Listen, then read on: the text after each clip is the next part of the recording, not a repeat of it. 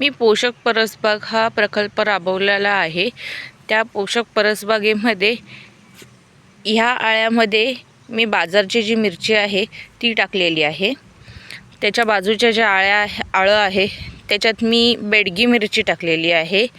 ते तिकडचं जे आळं आहे त्याच्यात लाल माठ टाकलेलं आहे। त्याच्या बाजूचं जे आळं आहे त्यात हिरवा माठ टाकलेला आहे आणि ह्यामध्ये पालक टाकलेला आहे। आणि हे जे मधलं आळं आहे जे गोल आहे त्याच्यामध्ये मी गवारचं बी टाकलेलं आहे। त्याच्या बाजूला जे त्या साईडला वळी दिसतात त्याच्यात मी भेंडी केलेली आहेत आणि भेंडीचं बी थोडं थोडं उगवून आलेलं आहे। त्याच्या शेवटची जी वळ आहे त्या वळीमध्ये मका टाकलेला आहे। त्याच्या बाजूला आता हे जे आळं आहे त्याच्यात मी कारलं टाकलेलं आहे।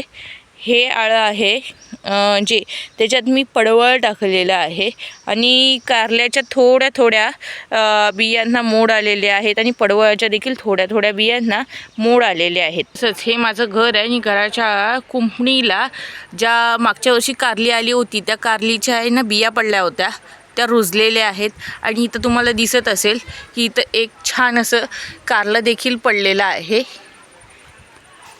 तसेच ही आमची जुनी परसबाग होती। त्या परसबागेमध्ये आम्ही मागच्या वर्षी वांगी लावली होती आणि मिरचीची रोपं लावली होती।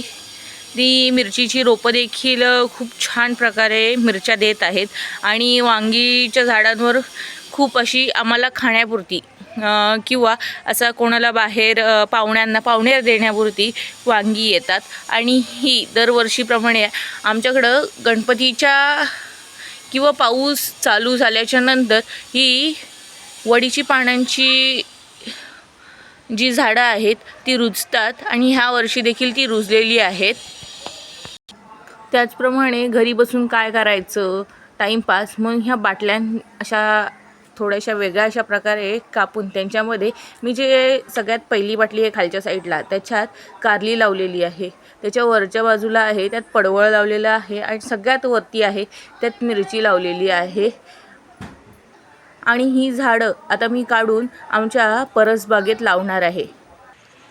यावर्षी नवीन असं काय करायचं म्हणून मी आमच्या घराच्या दुसऱ्या बाजूला जी जागा रिकामी होती तिथं मी शेजारी उगवलेली कारलीची जी रोपं आहेत ज्या वेली आहेत त्या आणून अशाच लावल्या होत्या पण त्या जगलेल्या आहेत। त्यासोबतच मी जेव्हा बाजाराला महाडला गेले होते त्यावेळेस मला वांगीची रोपं भेटली होती। ती रोपं मी आणून अशी लावलेली आहेत आमच्या परसबागेमध्ये।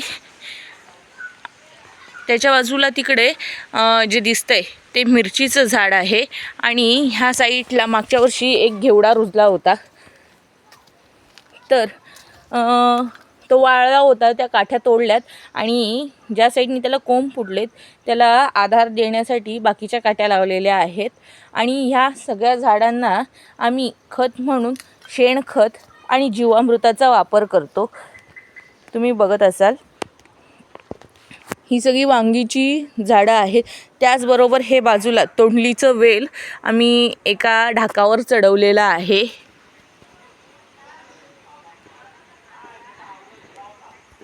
तसंच आवड म्हणून आम्ही ही वडीच्या पानांचे कांदे डब्यामध्ये लावले होते।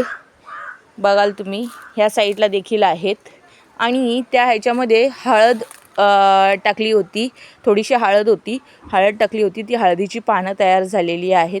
तसं आजूबाजूला घराच्या पूर्णपणे हिरवळ आहे आणि हे देखील तोंडलीचं वेल आम्ही मांडवावर चढवलेलं आहे।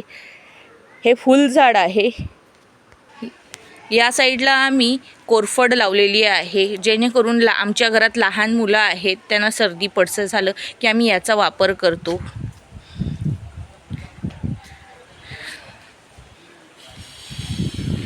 ही एका डब्यात तुळस लावलेली आहे, त्याच्या बाजूला ब्रह्मकमळ आहे। ओव्याची देखील झाडं मी कुंडीत लावलेली आहेत। वेगवेगळ्या फुलांची फुलझाडं देखील मी कुंडीत लावलेली आहेत। इथे यावर्षी मी मखमलीचं बी थोडंसं टाकलं होतं आणि ती मखमल खूप छान प्रकारे उगवून आलेली आहे। ह्या आधीच उगवलेल्या मखमली आहेत. ही आमची तुळस. आणि ह्या सर्व झाडांना आम्ही जीवामृताचा वापर करतो, शेणखताचा वापर करतो आणि घनजीवामृताचा वापर करून मग ही आमची ह्या झाडांना जगवलेलं आहे. आणि सगळ्यात शेवटच की मी जे वटपौर्णिमेच्या दिवशी झाड लावलं होतं, त्या झाडाला असं आता खूप छान प्रकारे कोंब फुटायला सुरुवात झालेली आहे. हे बघा, इथे तुम्हाला कोंब दिसत असेल. इथे एक कोंब फुटलेला आहे, इथे एक कोंब फुटलेला आहे. आणि ह्याच्यामध्ये मी शेणखताचा वापर तसेच कंपोस्ट खताचा वापर केलेला आहे. कुसलेला पालापाचोळा आहे तो टाकलेला आहे. आणि ह्या सर्व झाडांसाठी आम्ही सेंद्रिय खताचा वापर करतो.